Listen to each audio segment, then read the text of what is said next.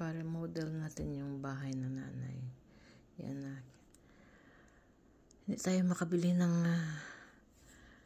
bahay dito sa Amerika. So, sobrang mahal talaga. So, yung bahay na lang ng nanay, yung paayos natin. So, ito yung door sa kitchen.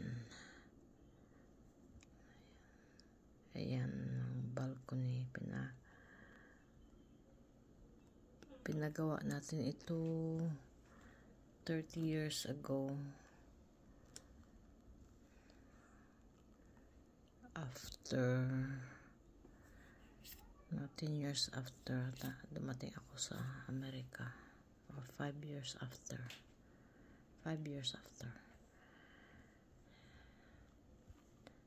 Yan ang balcony. Sala, maliit ang sala. So palakihan natin yung sala.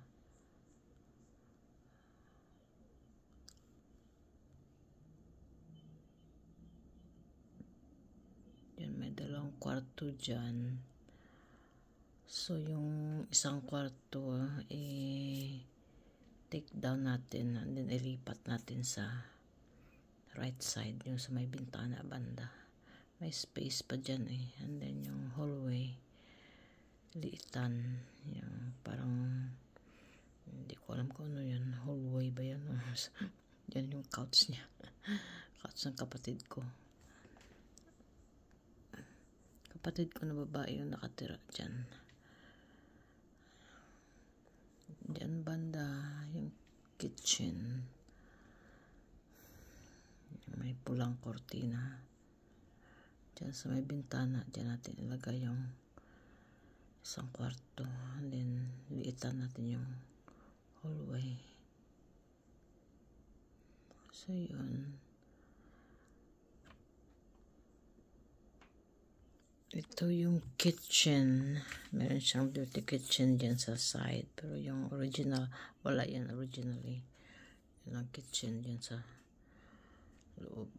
So i-take down natin yung kanyang dirty kitchen na in-add on, and then ilagay sa labas. Pangit ng kitchen. Ayan yung kanyang dirty kitchen ng sister ko. Yan, lumang-luma na yung mga tiles. May banyo dyan sa tabi. Ayan yung pintuan dyan. Ay, sandali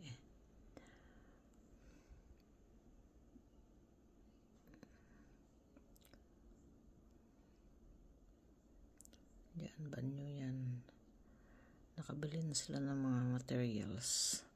Pakita ko mamaya. Ayan, may timba kami dyan. Yan sa labas, yung front yard, backyard. Ayan yung mga materials. Ang gulo. Ayan yung malaking bahay. Hindi amin yan. Ito yung bahay. Ayan. Sorry. So yan. Yung sister ko sa husband niya. Ayan, naka-start na sila. Na-transfer na yung iba. Yung nephew ko ata dyan nakahiga. Ayan. So yan, naka-start na yun sila. Picture na lang. Naka-start na rin sila konti. Pero gawari ako dyan kasi may ano yan may wall na, ano ba yan, hollow blocks.